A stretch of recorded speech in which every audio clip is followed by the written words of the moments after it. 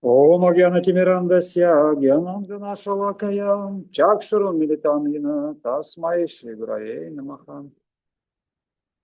Jai Sprikara Shishi Guru Guram Radha Govinda Sundar Viti Jai.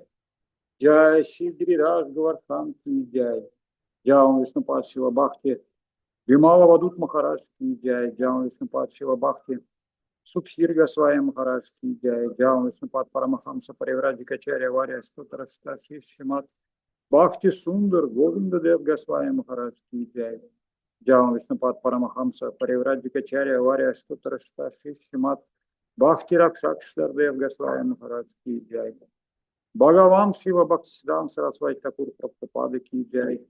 Jai Vishnupad Shiva Gaur Kishore Das Babaji Maharaj Ki Jai. Jai Vishnupad Shiva Sachitananda Bhaktinod Thakur Ki Jai. Jai Vishnupad Shiva Jagannath Das Babaji Maharaj Ki Jai.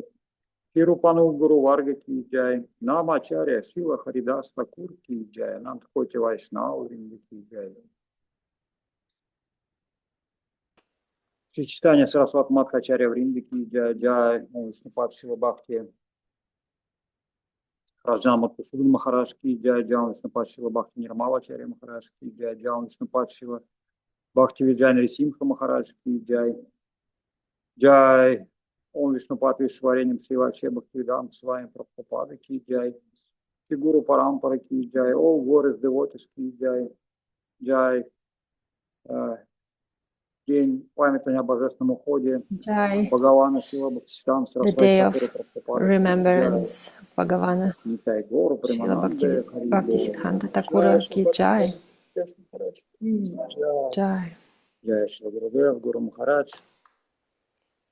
Hare Krishna, дорогие Hare преданные. Krishna, dear devotees. Доброе утро. Good morning. We are happy to see you. Our program dedicated to the day of disappearance of Bhaktisiddhanta Saraswati Thakura Maharaja. Avadhut Maharaj is about to join us. Today is working day, so we don't have many guests, but still it's very special. Big celebration, big festival. And whenever we have a chance of remembrance of saints, Vaishnavas, our teachers, Appearance Day and Disappearance Day, both of representative our Guru Parampara line, is a big, important day. We are fallen souls, and for multiple lifetimes we've been wandering around the universes and different line forms, plants, insects, and finally we received this human form. And in this life, we were lucky enough to be born, to be human, and to get in touch with real, substantial spiritual knowledge and obtain the real meaning of life. The biggest suffering that any alive species struggles with is the absence of that meaning of life. We are all disoriented in a way. We don't know what's the goal of our life. Not many people really ask themselves these questions. Not many people get to learn that we are eternal souls, spiritual beings, and we do have that purpose. We do have this ultimate meaning. And that purpose is definitely not to be depressed and sad and have bitter life. We're supposed to be happy and joyous and be connected to the nectar. Jai Srila Bhakti Avadhut Maharaj Ki Jai. Jai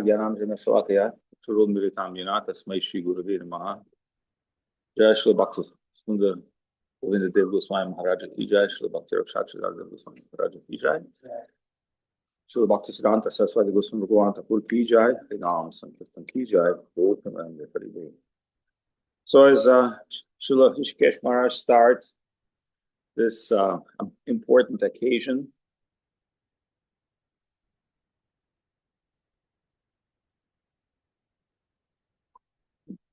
on the disappearance of Srila Bhaktisiddhanta Saraswati Thakura. Do you wanna say something, Lalita? Okay. Well, one thing I just want to remind you, he was born in British colonial India in 1874, and he left the world in still British colonial India in 1934. So we can say his life was almost 60 years old, and he would be average life. But if you look at dynamics of his life and his divine energy and achievements, you'll be quite impressed. In age of 4, he was able to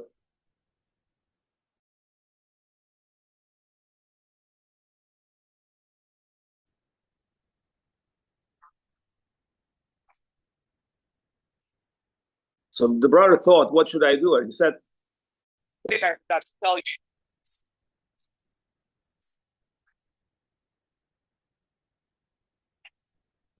Do that, whatever time it takes you, just write one monography of the king family. That's all he wants. He doesn't want you to be involved in anything. So Saraswati Thakura agreed, because at that time, it's just like, hey, would you like to have an access to Google? At that time, we had no internet, nothing, the resource of library.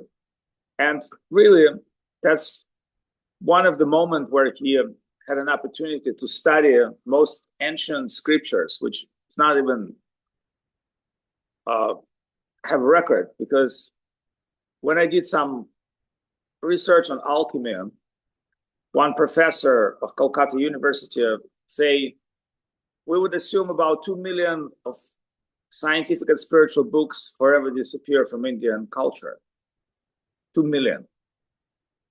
And that person say, I wish somebody would buy certain manuscripts and texts from that library, because I feel the way they're holding those unique books is inappropriate. These books will disappear just by course of time. And that professor mentioned this book, this alchemical book about 100-something years ago, published more than 100 years ago. So that alchemical professor mentioned, so some of the manuscripts, I'm a doctor, so I'm writing about chemistry and alchemy, but as I went through some of the manuscripts, some of them about transmitting pictures through environment and space, means television, or some of the scriptures is about flying machines, some of the scriptures about mechanics. So as a professor of medicine, I cannot fully understand, I cannot fully grasp these technologies. But as I did my research, I found those books, and one of my conclusion, that's what he writes in his preface, that people have no interest in that. You would imagine there's some amazing discovery for humankind, and people would jump on that. And he said, I don't have a qualification, I'm not a technical guy, but from what I've read, I understand that's amazing technology hidden from previous civilizations. And that's in the library. And I wish somebody just would buy this book and save them. They're unsaved. That's how horrible. So when I was in India, I kind of Googled that library, and I understood that books were removed to some kind of a government library. And I just, called this library and I said, I'm doing some historical study work. I know you have many manuscripts. And they give me like BS. Oh, you need to go to Ministry of this. You have to you need to go to you need to do 20, 30 things in order to be able to enter this library and go to the research. That means, common person will never get access to any of those books. And remember, those are just books to remain. So when Saraswati Thakura entered this library, yes, he read incredible historical manuscripts, but he also read amazing spiritual manuscripts. And think of this. Now, we're talking about books with technology, and we say, hey, 100 years ago, transmitted picture, it was kind of a sci-fi dream. Now I have an iPhone in my pocket, which is doing pretty much everything that people had in the fairy tales and miracles. So, but are we free from death? Just because we have access to Google, I would become more kind. Did we stop wars, pandemics, greed, human hate by having unlimited access to YouTube? It was supposed to be, you're going to YouTube and people should be like the spiritual, the conscious, the science people. Yeah, you can find them there, but that's not what majority of people are looking for. So Saraswati Thakura, his idea was that, yes, you might be very advanced person, but if your consciousness is not changed, that pretty much civilization is useless. And if you really look at the history of ancient civilizations, whether they're Lemurian, Atlantean, or whatever, the Greeks would describe it as a very advanced civilization. They disappeared. Nobody even know they exist. Because in cosmic time, not only human life is like a day of insect, the time of civilization is close to zero at a few moments. So think of this. Civilization, which we think, oh, it's very valuable, Western civilization, our technical revolution, we just, we kick out the people that do things by hands, and we start doing things by machines, and we become very advanced because, previously you need to go and craft your shoes from a craft maker, and now, the bunch of Chinese people craft shoes for you for like $5 a day, or, there's a bunch of people in Bangladesh for $2 a day making jeans, Levi's jeans, which sell for $100 store with 1,000% profit. And that's very advanced. Yeah, it's very cool, man. But when you go to Bangladesh, to those factories, and see how these children, women, people, working their, asses off, and how brutally they exploit. And you would say, is that what person can do for plate of rice? Is that what I'm wearing right now? And my body is blood and sweat of so many people. Not only that, you would assume you've been exploited, you are an exploiter, and you live in a society of exploiters. And now you have a guy like Elon Musk, I call him Elon Marx. Actually made a picture in my GPT, Elon with the Karl Marx face. So I call Elon Marx, and I want to make a little story about Elon Marx because he's, because all these people thinking, oh, I've got the idea how to run society perfectly. Now we're going to have Starlink, and we're going to have this, and, full biometry and this and that. But it will end up with another frustration and disaster of civilization. Why? Because there's nothing about heart change. No one is talking about heart change. So Saraswati Thakura, when he had access to all the scriptures, all the book, and he was Google himself, his conclusion was, unless you become conscious, highly conscious. And what's the highly conscious? The consciousness of love. See, because the highest extent of consciousness, not intellect. Intellect is GPT chat. As Socrates said, GPT chat is a great master, great servitor, bad master. Just imagine, GPT chat start ruling you.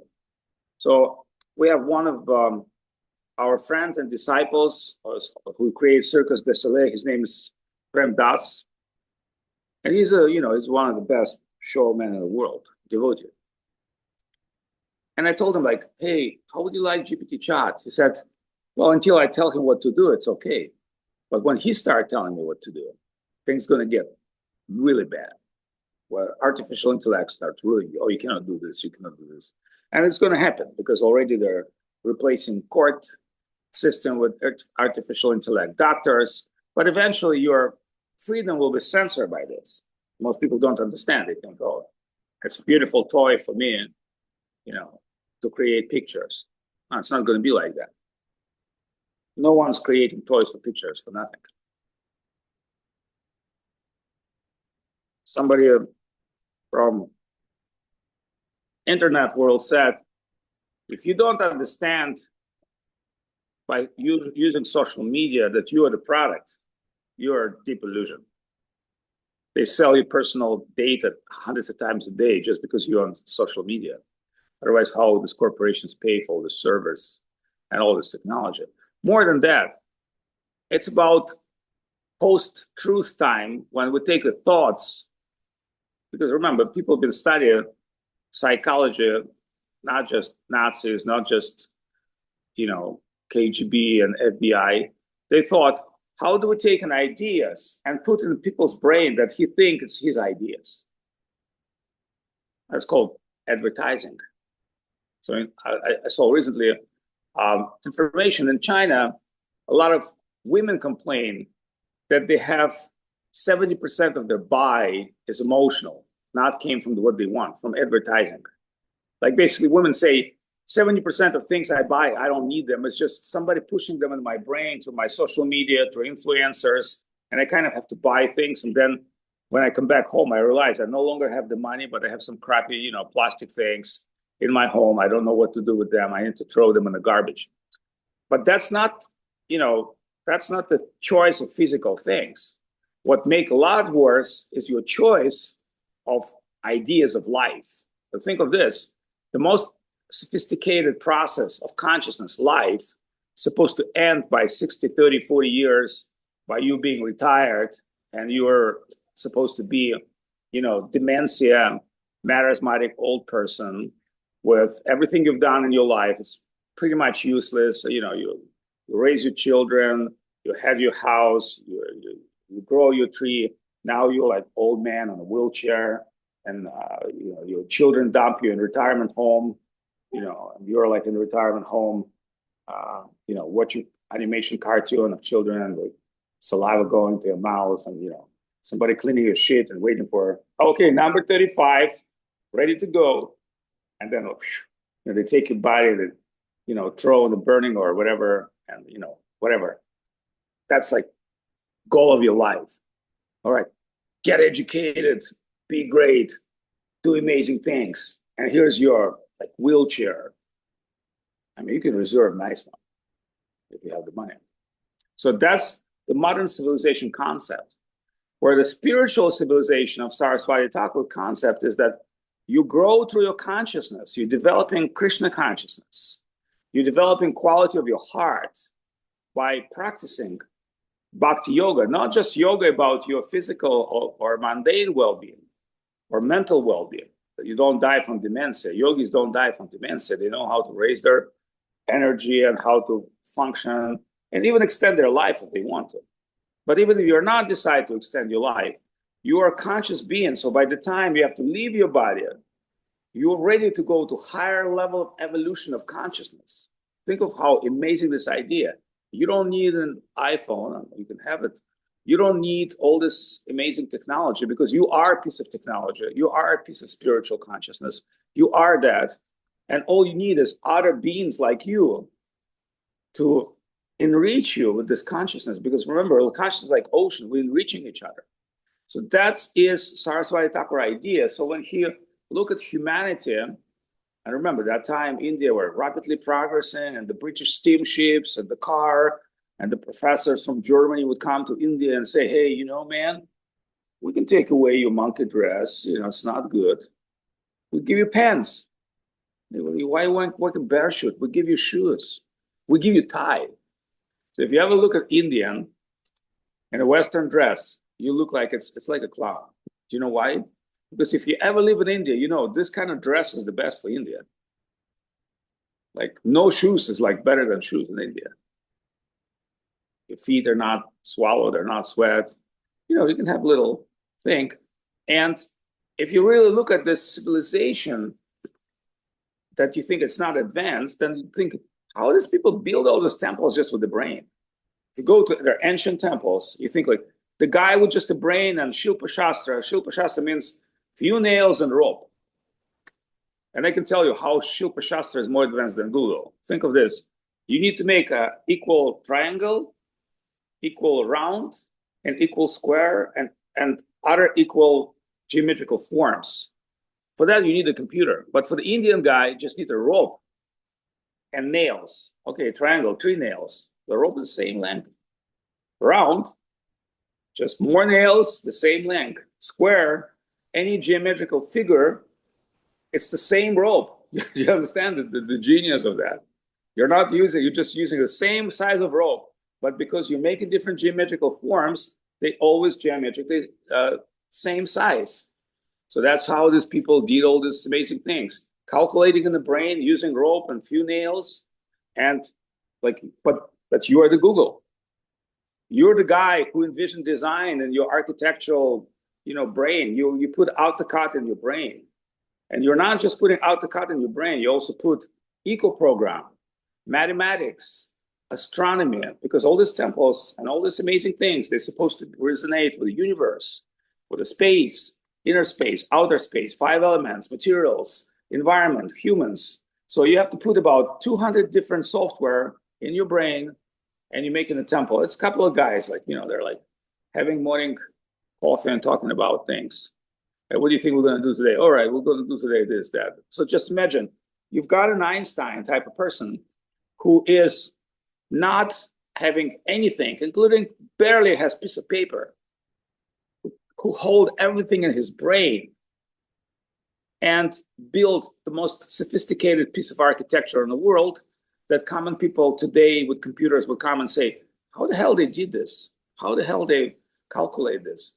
Where is the thing? And the answer is very simple. Your internal culture, internal calculation, like everything exists in the layer of consciousness. But more than that, what is the quality of your heart? Love, kindness, appreciation of others. It's interesting, we spoke today with someone that wealthy people hate poor people, always did. Exploit them, make them work hard, send them to war, and hate them with their heart.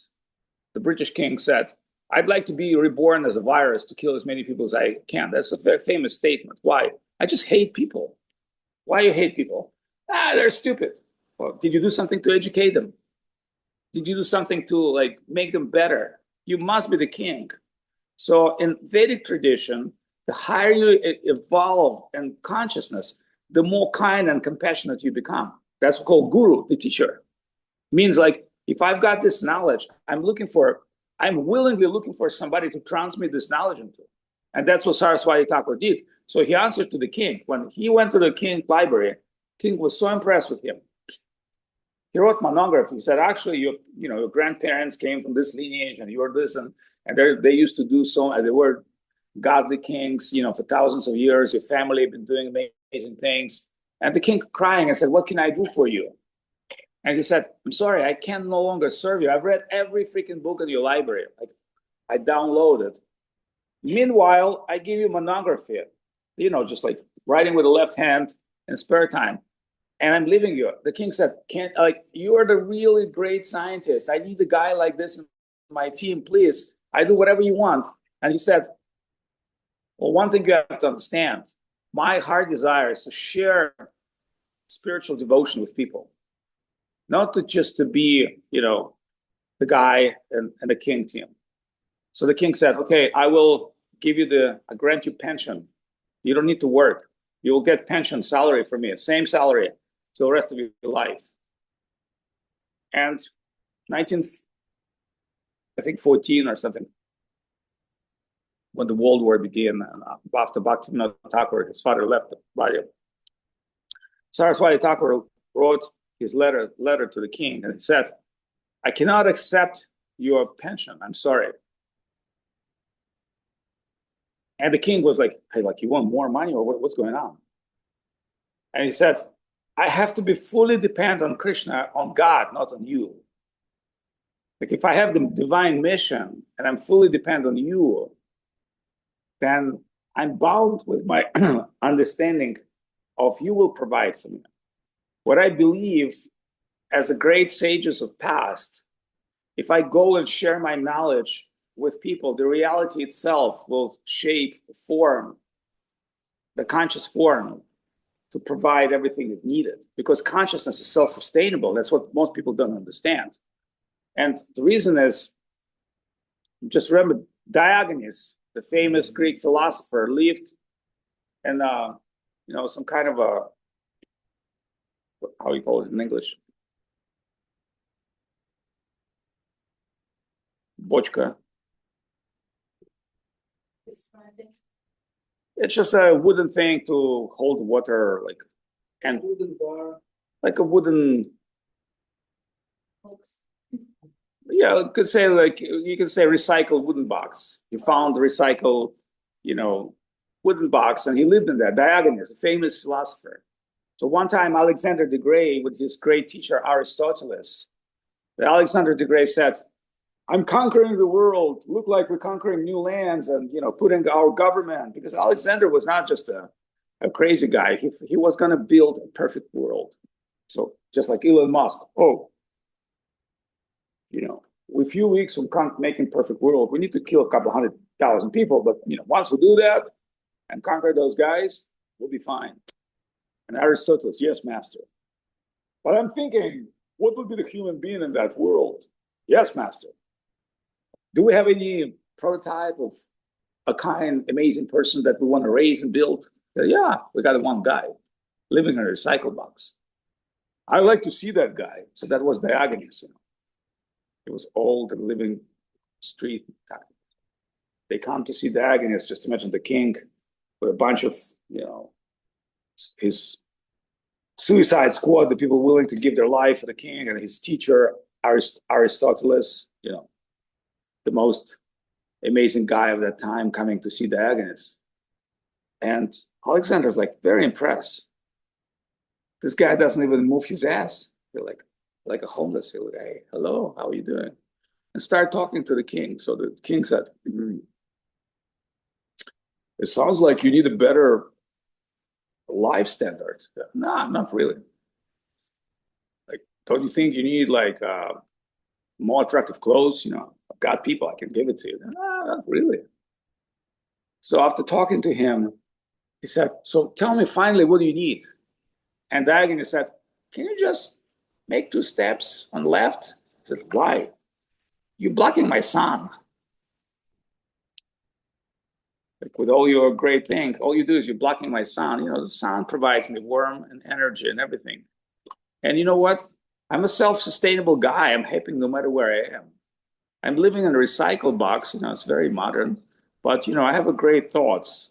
And you trying to make a better world where you think by you conquering the world and killing millions of people and making them under your rule, you make them happy. But you know what? That's your superficial perception of what happiness is. No one gets happy by being forced, even in something good.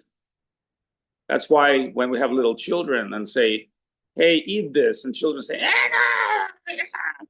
You can't even force your own child to be happy. Then a child will play with something stupid and insignificant, and he's so happy. He's with himself. He's fully, in his own world, and he conceived from that little toy is something amazing. And you think, "Oh, that's real happiness, So perhaps by living alone my child, it's the best I can do. So I will provide for my child something which I'm not going to force it to him." So then the question comes, so what would be the way to turn people into something amazing? A beautiful consciousness, even if you cannot force your own child to accept what is the best. Think of this. Your own child that you love, that part of you can't make him happier. He can be depressed, he can be in sorrow. And even if you know what's good for him, he can't accept it. Then your child will tell you, "I'm sorry, I have my own way. I have my path of life." So many great billionaires and millionaires, they would look at their child and they would say, "You must inherit this empire of the wealth, and you should be the person that acts after me." And their child said, "I'm sorry, I want to be a biologist." Just like Alfred Ford.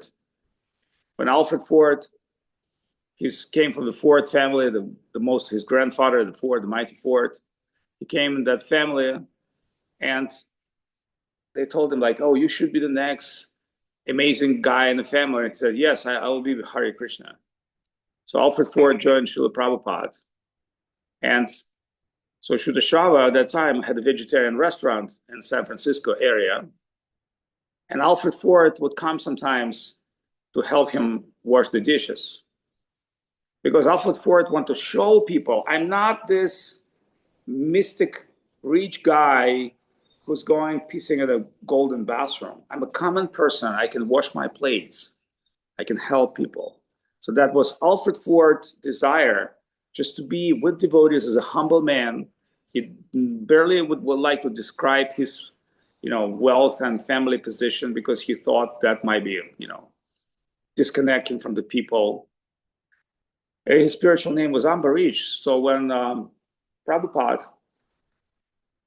wanted to buy that beautiful property in Detroit, which is Fisher Mansion, it's an incredible palace made by Italian architects and incredible on a lake with a boat coming inside the house, which, Detroit was destroyed by globalists. And the reason Detroit was destroyed by the globalists, they understood if we can grow American industry, because America had credit unions. Credit union means I manufacture, you manufacture, so let's put our money into a credit union bank, and whatever you needed or I need the money, we're going to borrow from ourselves a small percentage. Because manufacturing economy, you always need cash. So the bankers with Yaakov Schiff, Rothschilds, and Rockefellers thought, well, if we can just change manufacture to Japan, Korea, or China, we own the logistics, we own the, factoring, means letter of credit business, and we separate America from manufacture, which it's one of the biggest fear for us, that these people will marginalize banks. So the bankers win this war, and eventually they create, so under pretend of war, Soviet China in one moment become a factory of the world, though Korea and Japan, after we conquer, become manufacturing places. And most people don't understand. So just imagine, all the engineers from Detroit, they had to go to Korea, Japan, because they didn't have a job.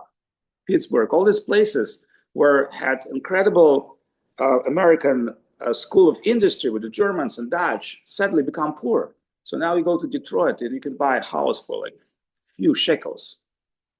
You think, how did that happen? How does this happen? And tell you about, the big depression. Big depression means like we took all the money and you were depressed. We're happy. So that's depression. But for them, it wasn't depression. It was like a big scam move. But as you would think, you have all these engineers, all these amazing people. They could figure this out. No one could figure this out. So that's how the world has been shaping by the interest of lust and power and control. And suddenly, in the 60s and 70s, Prabhupada came on a ship. And what did he do in New York with Ginsburg and all the intellectuals? He started chanting Hare Krishna. The one monk in the park. And what was his message? His message was, shape your heart, shape your consciousness.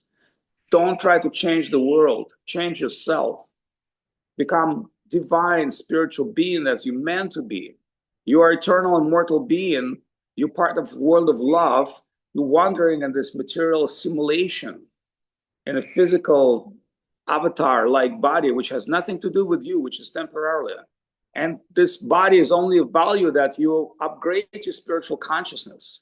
So when we talk about biological hacking, there are many ways of biological hacking, but real biological hacking means to realize your physical natures temporarily. And even if you become a great yogi and through alchemy live 10,000 years or 100,000 years or millions of years in same body, it's still material existence. And we spoke today with some friend of mine about the serials that showing that elite become almost immortal through the DNA and genetics, and now they're exploiting the people, and they have really horrible way to entertain themselves. Because see, normal sex doesn't mean anything. It has to be something sensitive. You can't just eat normal food. When you have all this money, you have to have like a special cuisine. Like you can't have all these things. It has to be something that stimulates your dopamine. Do you understand? So you are that so-called godlike. So now your sexual thing has to be super, sensitive. Your drugs has to be like you dress, the people. Do you understand? So you go to LA suddenly and you see all these people.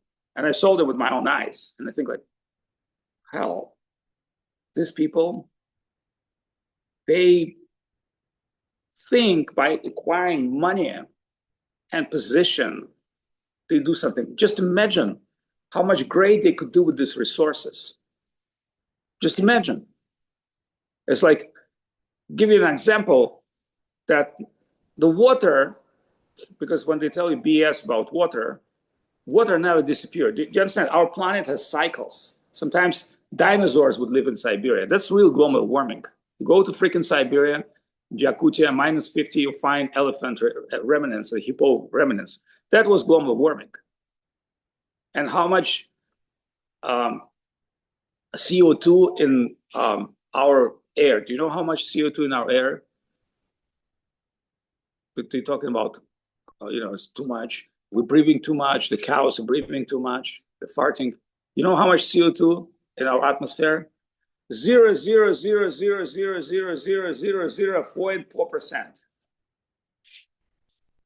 If you really take scientific data, you'll see you're completely brainwashed by a bunch of propaganda. But more than that, like you have to understand, more than that, what really happens is the devolution of human consciousness. Because when you become so-called human, and you think, how do I sophisticate and save the world? Because everybody's about saving the world. These guys are shitting too much. We got to save the world. Oh, this is just too much population in the cities. We'll save the world. The planet is not unpopulated. When Soviets did their calculation about populating Siberia, you know what they say? We need about 1 billion people in Soviet Union to barely have infrastructure to populate this territory. They said minimum billion people. Because if you go to Siberia, if you drive in America, Vermont, a beautiful state, there's no people in Vermont. Imagine. Go towards Canada, go towards north, because there's no people. And Vermont state with 300,000 people, it's the most amazing state. It's not like California, which is busy, because, it's kind of like a beach town, a long beach town. But you go to North California, things change. If you go to other states, things changed. And you understand one thing, it has nothing to do with population, depopulation. It all has to do with one disease, human heart disease, that there's no medicine for that. Even if you live long billion years, you still will not be free from lust and anger. If you have numerous resources and you're like flying over everybody else and pissing on everybody else and laughing, with your ego that I'm so great, I'm not flying on my own thing. Yeah, you're not going to be good, kind heart. And if you are a good, kind heart, and if you're spiritual conscious, then you'll be concerned about one thing. And that's the only real thing you need to be concerned. How to share that with others. That was the Guru and Vaishnava principles. See, that's why they're not looking for wealth in the life.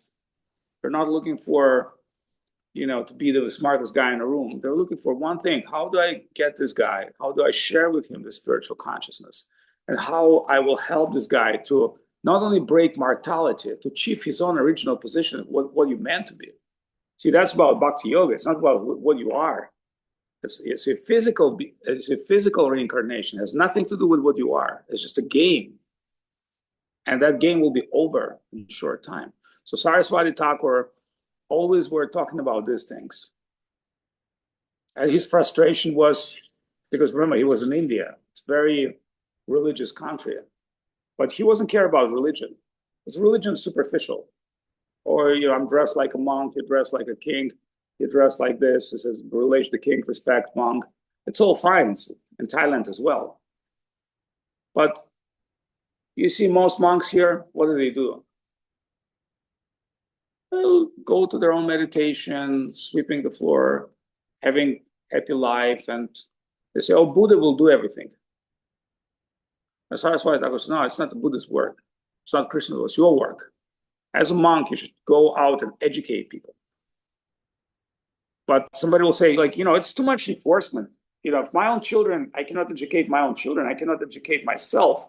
How do I force spiritual knowledge on somebody else? It's almost like crazy idea to like go to the sleeping world and start to wake up everybody. Like, why? These people sleeping with open eyes. Why to wake them up? Let them just go with their own karma. But that's not what Saraswati Thakur idea was. His idea was, no, we need to set alarm clock. We need to wake up people. And they say, what if you're not going to wake up these people today? What's going to happen? He said, nothing will happen. You wake up yourself. You function in the awakening stage. So you go try. And so he started Gaudiya Math, and he started Kirtan, and he sent his monks to preach to Hitler. He preached monks to England, Gaudiya Math. So they would meet the British noble.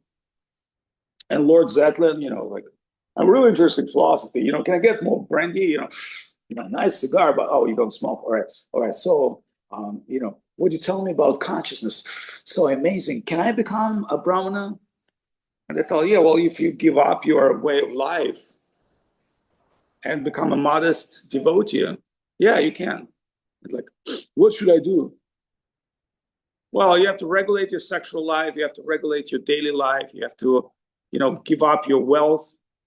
And not that, you have to give it up, but you have to do idea of wealth and time wasting and start serving others. And he's like, I don't think I can do that. I really like your philosophy. See, the person say, like, why do I want to become a kind and good person? I like the idea of being kind of cool person. I like the idea. Idea is great. It's amazing.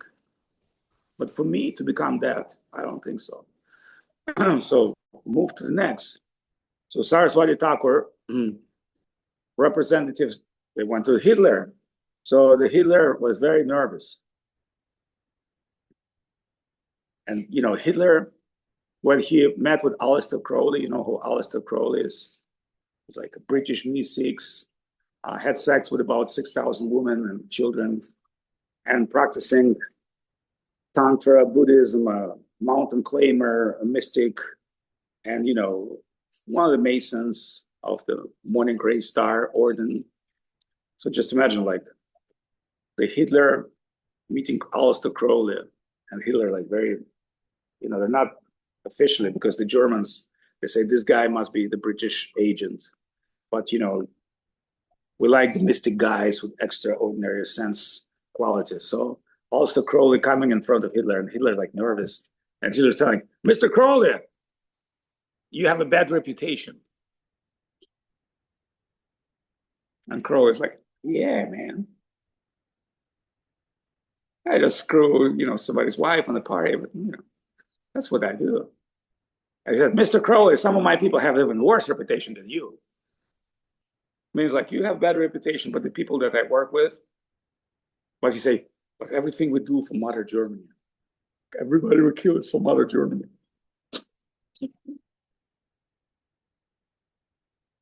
Then Crowley said, okay, but I can be helpful to you. And Hitler, he wants to see how deep you are. And so Crowley said, in your left pocket, you have a letter from a person that you're hiding from everybody. And that's what letters say. And Hitler was completely shocked because he had this letter in the left pocket. And that letter he just received and opened and read it. And there was some kind of a bad message that he hid it. And he said, Mr. Crowley, I was very afraid. In a very short time, our people will contact you.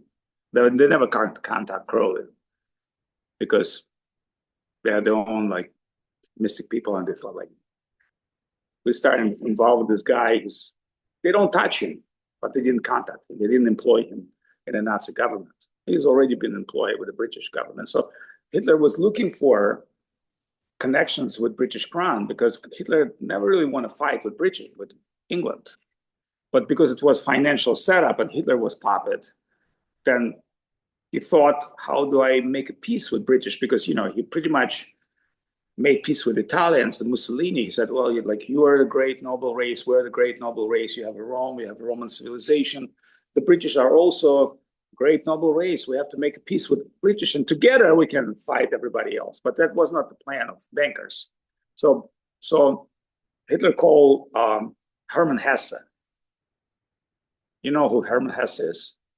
And Hitler said, Hermann Hesse, can you talk to my British friends? Can you explain the British people that are not their enemy? In fact, I'm really sorry that this conflict is going on.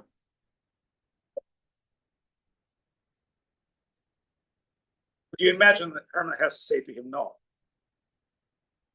So what they do is they put Hermann Hesse on a German plane, and he jumped from parachute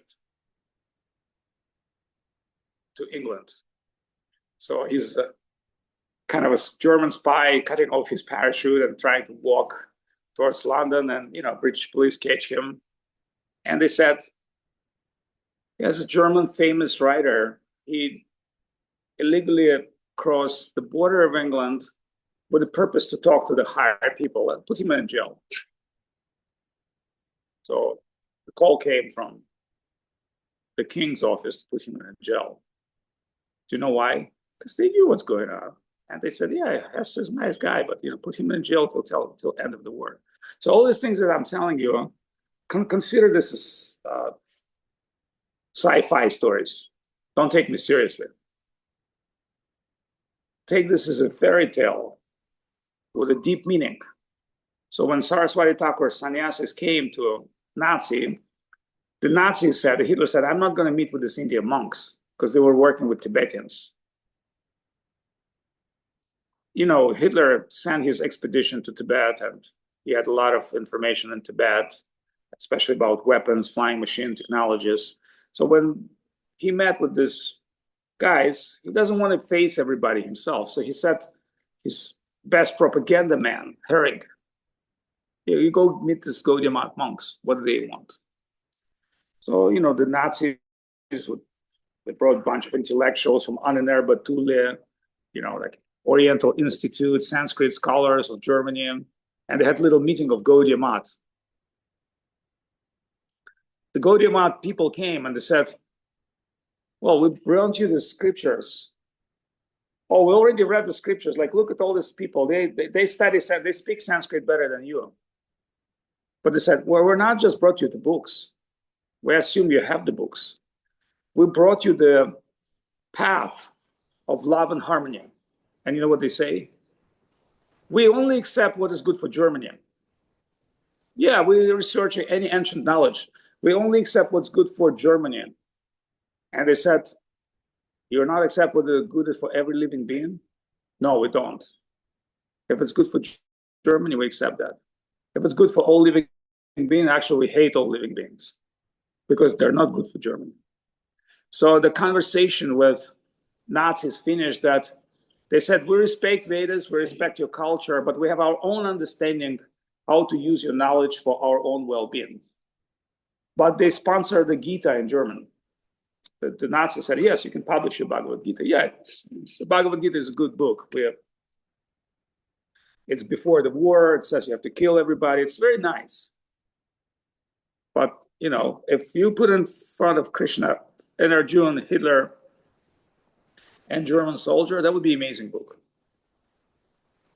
Just imagine, you have a little book where the Putin is a guy who's riding a tank, and the guy with machine gun on top of the tank is his disciple, and Putin explained to him why he has to kill everybody. It's amazing. And if you call it 5,000-year story, it would be divine. So the Germans, they said, whatever we can use for propaganda, it's okay with us.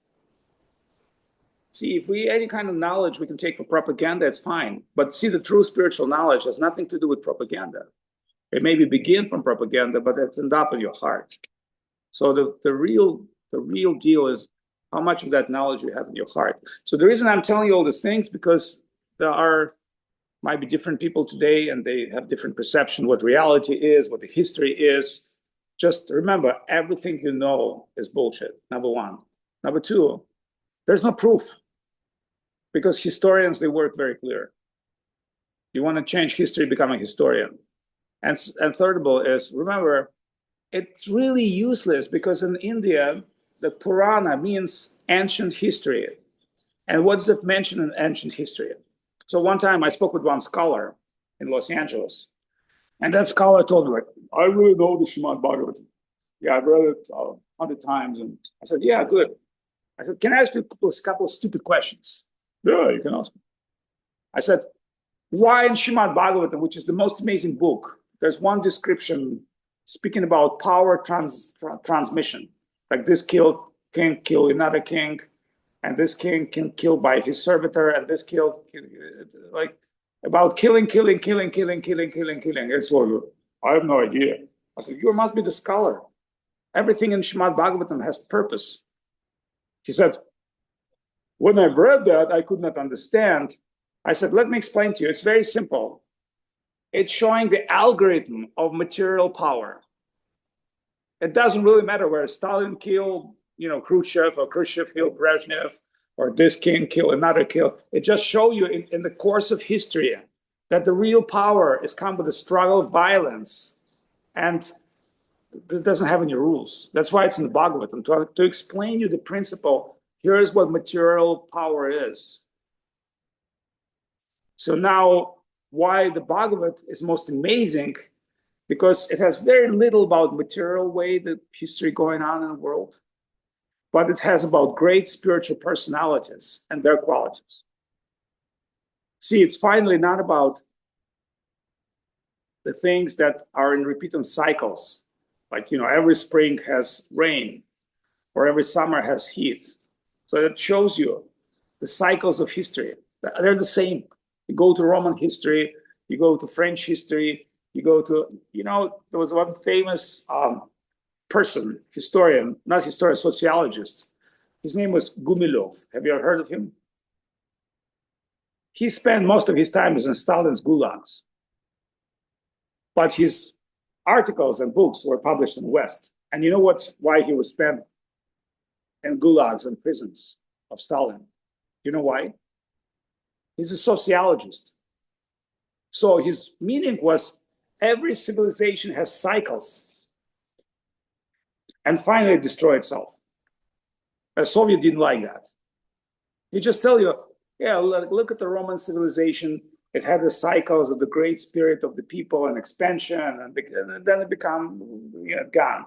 And look at this civilization. It was this. So he did patterns for every civilization. He studied several civilizations. So his idea was about its passioniaric system. You don't understand what passioniaric system is?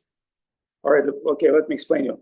Americans, they're passionarians, which means they go to the new country, they exploit the country, they build new country, and that's where the mood is to, get on the horse, get your wife and child, and go to, state of Utah and suffer and build your own new state. The civilization is expand because people have natural quality to expand and create something. But when you're children of the great children, the next cycle born, and you can't even put the stick, like in California, you can't even put stick without permission in the land. Do you understand? Like, what do you have? Permit for this, permit for that, permit for this, permit for that. So what it becomes like the spirit of creativity. Now they have startups, but interestingly, if you go to California, everybody else doing startups, they're from Kazakhstan, Japan, England. They're not local people. It's a startup place where people come to explore their possibilities. So they figure these things. They're not fully stupid, but everybody else have to be censored and controlled, and that's where your expansion and creativity stop, because now you have to go change your own home. You have to go to get 100 permits and pay for this and that, and your taxes and this and that, and it's just completely screwed up system. Which is why we're here in the kingdom, because it's more human than you think. But going back to original idea, so all this ideas about expansion of the culture are based on the principles of spirit of the soul. Like why people go to the Wild West, Australia, islands, they're looking for a new way of life, the new way to express themselves. They express themselves without the government BS or the tradition of their church or something else. They're looking for some way to explore their inner culture. And so that Saraswati Thakura, he explained to people at that time. And interestingly, he was living at the same time as Gandhi. So the Gandhi was very famous. And you know what Gandhi did? It's actually, if people understand 5% of Gandhi, the world will change. So what Gandhi said is, okay, Gandhi said like this, the British. He came to British and said, we don't really like you. And British said, why? We screw you really nicely. We brought judgments, we brought army, we brought court cases. You had many wars between your kingdoms. So we kind of tax everybody, we kind of made we made a nice prison, technically. We made you prison, but nice. What's wrong with that? We built Kolkata, we made universities, we civilize you. And Gandhi said, so you civilize us, what is the purpose of your civilization? And the British said, the true purpose of our civilization are for us to screw you and live on you. So we're the noble people, we're the working class. I mean, I'm just giving you the nutshell idea. Then Gandhi's explained to them, he said, that's not the true purpose of civilization. The true purpose of living being is to evolve to the higher consciousness. So in times we had yogis and rishis who were not materially inclined. The materialism is only one part of society, but if you really look at every scientist, every great scientist, like did Van Gogh believe that his art is going to cost millions of dollars? Did the great, scientists believe that they're going to monetize their knowledge or the law of physics they discovered? No, they're just science by nature. They try to create, they like to discover things. He said, so our civilization means the spiritual self-discovery. But they said, but we'll teach you how to shit properly. How to use paper instead of water. Well, that's very nice of you. Thank you. But really, we've been using the bulls and bullock carts for thousands of years. We survived for millions of years without railroads. Our civilization is very old. We survive with most things that you think is important, like simple piece of clothes, sari for lady, beautiful jewelry. Like we know how to make it by hand. We don't need your machines. We don't need your so-called technical civilization because it's really against somebody. See, you think in America, in the old days, the women would never work. Like if you go to 40s and 50s, the women, she would stay home with the children and take care of the family and take care of the house. The man would provide. Now, you go to 90s and where husband and wife are supposed to work. Now you're going back to a system where it used to be like, I just want to have my own house. And you end up, you can't even provide yourself with whatever the job you have. Like you pretty much have to come back to your father or grandfather, like you share the meal and share it because you just can't survive in this world. So it's supposed to be the better world for you. Or if you are on your own, living in your own place, you own nothing and you have, it means like, you'll like be used and utilized by, signing a suicide. That's what they've done in Canada now. They utilize so many people. So you're terminally ill, so please sign the letter that some of your credit will come to your grandchildren. Like you have to die. And I would agree with that if somebody would tell me, all right, like you're going to be dying, but we're going to put you on an intense spiritual program the next 6 months. And we'll teach you how to die yourself. But it's just like, hey, you can't any longer work and insurance has stolen your money. And the pension that you paid, like in Russia, they tell now the people, there's no pension, there's not going to be pension. And you say, hey, what if I pay all my life to the government? What happened? That money been stolen. Oh, sorry, that money been stolen. All right, so if there's no pension, give me back my money. I can manage my money myself. Oh, no, that's interesting. So all these things are so connected with what we talk today, as the Saraswati Thakura offers some mystical Indian fairy tale stories, or he offers us conscious transformation. And the mystical fairy tale stories that we're getting coming from TV and news. Like Donald Trump said this, Elon Musk said that. And, most stupid people thinking this is what they're watching, the show of puppets, and they think it's reality. These guys. Or somebody explained to you, you're a spiritual being, you're supposed to develop your consciousness. You have to raise your consciousness by associating with conscious higher beings. And there's like methods for that, including Sankirtan. You may not understand who Krishna is, but the chanting name of Krishna is so powerful. And you may not get who Mahaprabhu is, but Mahaprabhu came with a special purpose in Kali Yuga. So all these things is the purpose of life of Bhaktisiddhanta, and he left today his body. He left in Kolkata, and as he left his body by his own divine will, there was thousands of people at that moment. The news spread with no phone, no internet, and they all came. And they realized he's one of the few great sages that have been described in Vedas, coming in the real world, just like Jesus or Muhammad or whatever, Buddha, not really concerning about social values. Buddha was not distributing food or wealth. Buddha was distributing spiritual knowledge to those who's looking for liberation of material bondage. So that person that we glorify today had so much input into the future of the history. But the problem is the humanity has not discovered him yet. It's just like you would think people knew who Plato, Socrates, Aristotle is. No. In fact, their books were bound by the Christians, by the church. But what happened is, when they bound those books by a stupid mistake, instead of burning them, they put them in the libraries. In monastery, you always had the nerds. And when you say what this nerd can do, okay, send him to the library, But you know what the thing with nerds with glasses, they read the books. So when the nerds start reading the Greeks, that's where the Christian philosophy came. The Christianity had no philosophy, it's just Judaism. But when the Christian nerds started reading the books of Greek masters,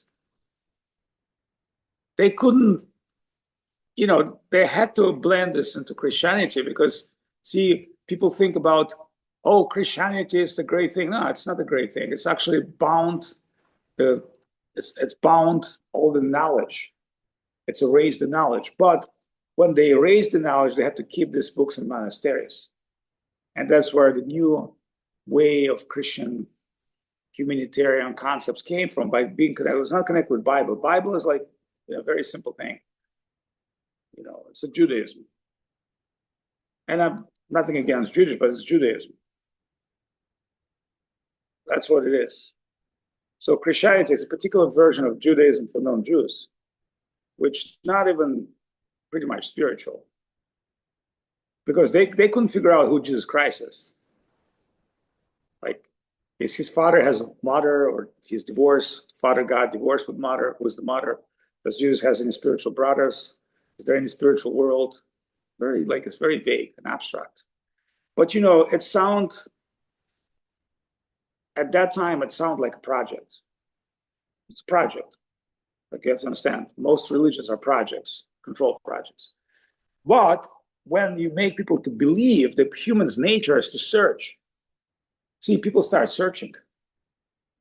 They've learned how to pray, how to breathe. They like Christians, they figure out their own yoga, fasting, praying, like meditation.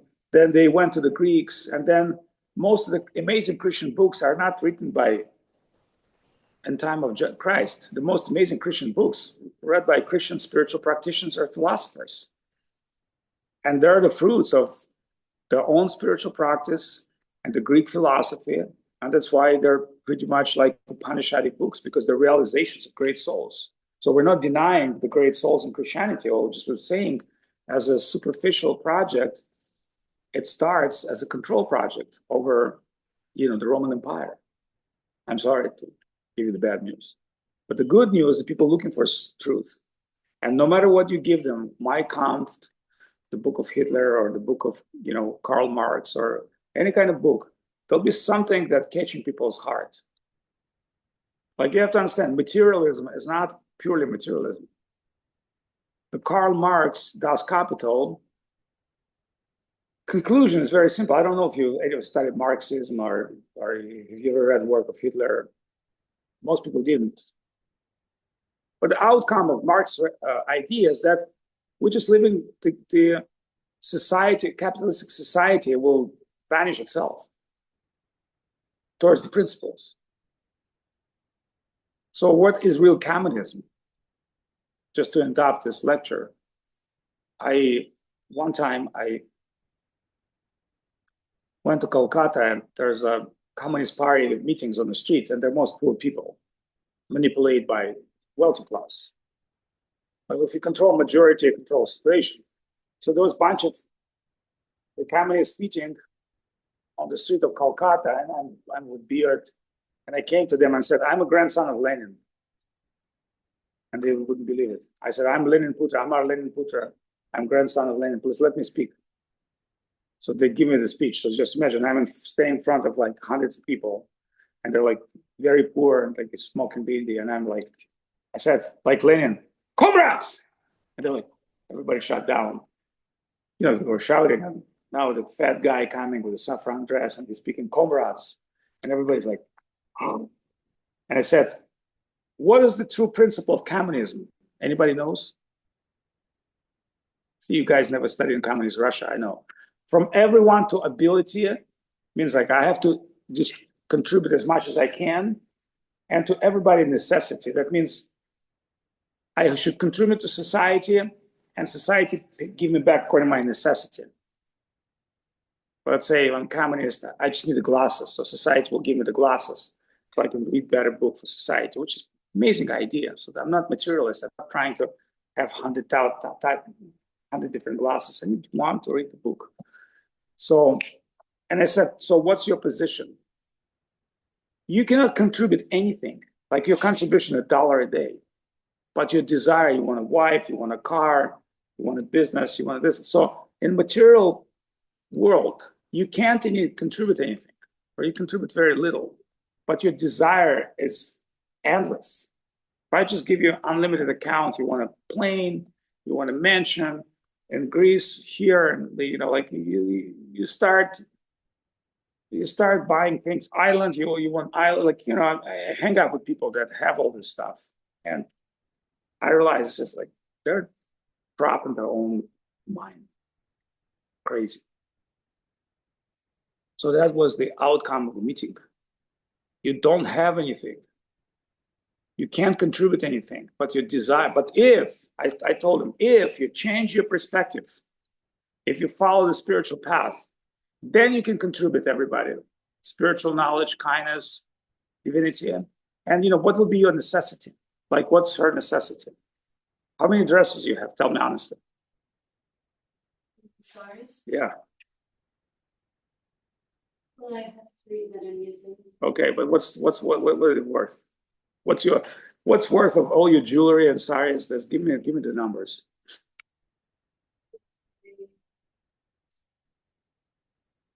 Give me in rupees, I'll calculate in dollars. Yeah. So like all my winter stuff, Yeah. winter jacket. Yeah. Just give me your like. Give me the numbers. Let's estimate what you're worth. Maybe $500. $500 is a lot. I have a couple pair of Birkenstocks. Okay, that's Real good. ones. Yeah, real ones. You're wearing the real shoes. Really. So $500, that would be like minimum pay in a week in California. So in a minimum week, you can fulfill all your things for how many years? If I give you $500 and say, okay, buy yourself a clothes, how much would you use that clothes for? 6 months, a year, 5 years? Just give me a rough idea. You know, we're talking about numbers here. Live off $500 clothes for a long time. Yeah, okay. What about you? Yes. How much is your? She said, I earn things for $1,000. But most of them you didn't buy.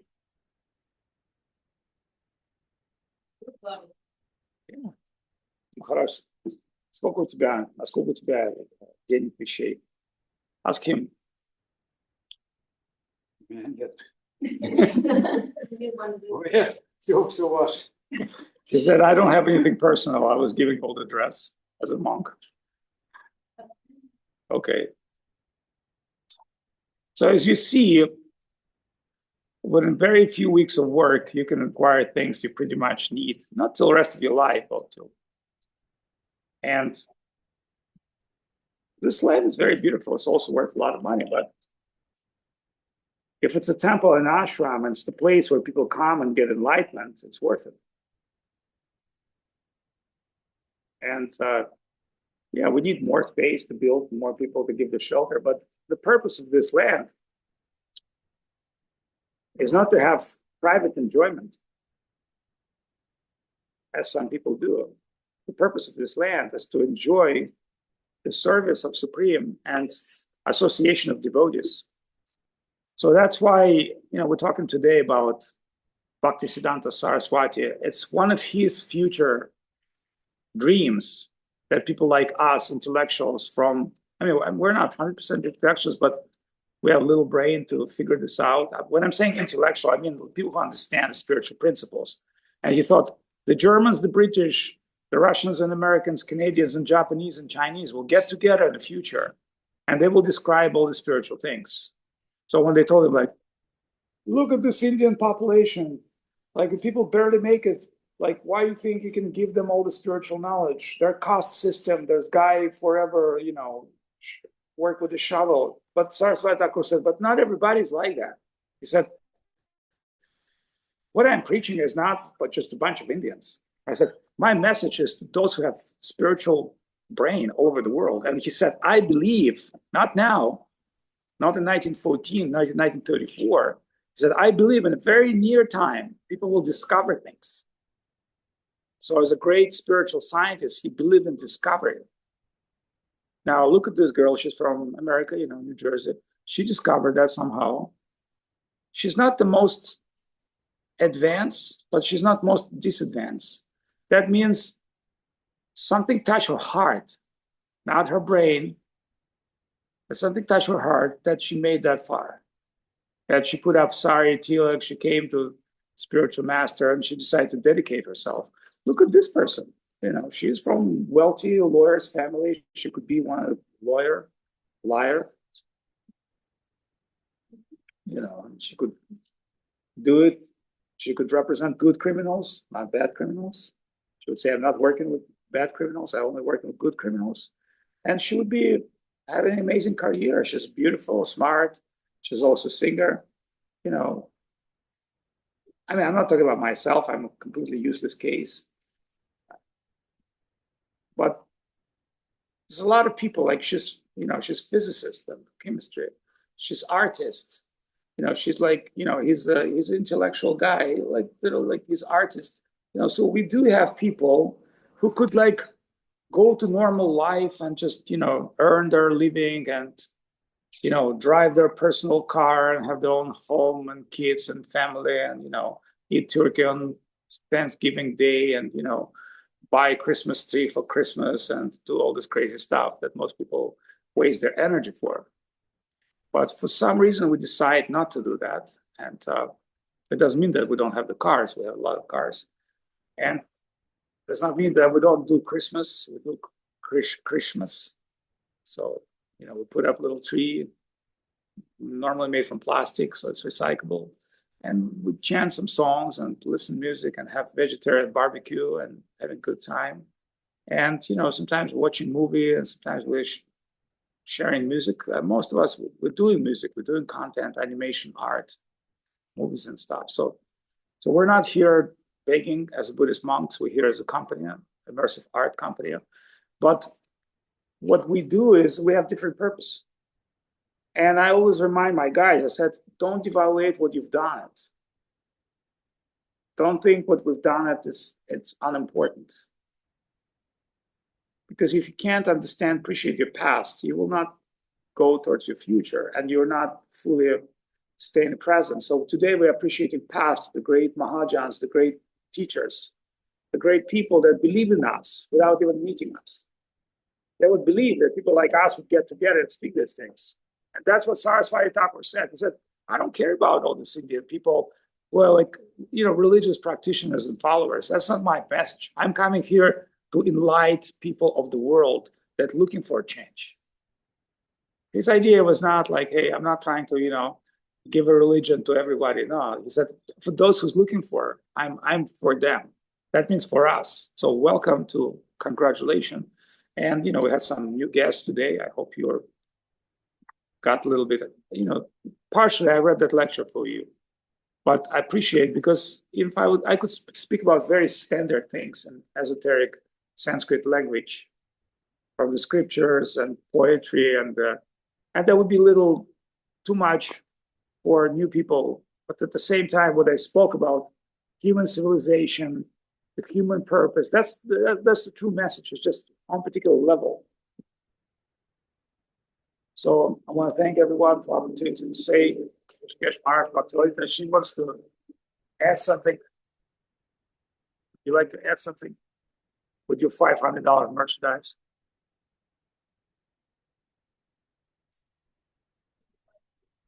Doesn't satisfy our hearts. That's true. It's all temporary and we have a higher purpose. About 600. None of it will satisfy our hearts. We've put our pursuit. We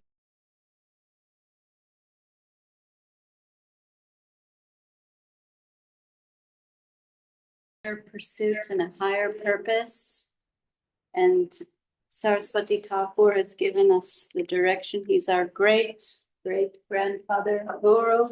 Today's the day he departed this world. Tirobhav Mahahotsav Titi, and the Lion Guru, Srila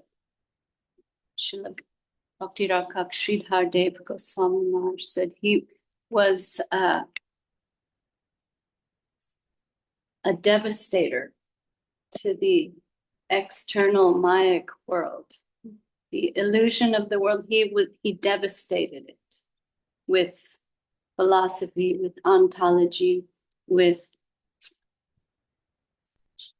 divine knowledge, mostly revolutionary. As Maharaj was speaking, mostly revolutionary things. And Saraswati Thakura also in that line, in that mood, taught kirtan. We fight the illusion of the world with sankirtan, with congregational chanting, and devastating the illusion of the world, and some sweetness can be detected only within. Srila Maharaj was asked, well, wasn't he sweet? And Srila Maharaj answered, only deep within could you detect some sweetness. That he was giving the sweetness of Vrindavan within, but very guarded without, on the outside, and making these higher concepts accessible that's normally beyond our eligibility. He's extending this these higher things to us and making it more easy for us to approach the whole world, can approach relaxing the strictness of Vidimarg, the rules and regulations to achieve these things, making it more accessible and showing us the way of love in Vrindavan through service of Guru Vaishnava. So, our great grandfather, Guru Maharaj, the day he left this world, and he transmitted all these divine teachings that through current to his disciple, especially Srila Bhakti Rakak Sridhar Dev Goswami, our grandfather Guru Maharaj. A mystic transmission took place through the singing of the Sri Rupa Manjari Pada. And those who knew the circumstances and this relationship and saw this transmission take place confirmed, yes, Srila Bhakti Rakak Sridhar Dev Goswami Maharaj received these things from Saraswati Thakura and was the principal guardian of devotion, these divine topics. So, like the sunset, we say sunrise and sunset for the appearance and the disappearance of our divine agents. They don't take birth and they don't die like ordinary people. They appear in the world and then they disappear. And in this way, the Lord sends his divine agents to teach us. So this is that day when Saraswati Thakura left the world and transferred everything to Srila Sridhar Maharaj, our grandfather Guru, who transferred everything to his Sevite President Acharya Srila Bhakti Sundar Govindadev Goswami Maharaj, our divine master. We are following in that line and finding all these transcendental truths being extended to us. So, kirtan, service, honoring Guru Vaishnava, Mahaprasadam. This is our way of life, and Saraswati Thakura's line, proceeding in that way and achieving Vrindavan and divine masters. Jai Vishnupad Bhagavan Srila Bhakti Siddhanta Saraswati Thakur Tirobab Maha Utsav Titi Ki Jai. I think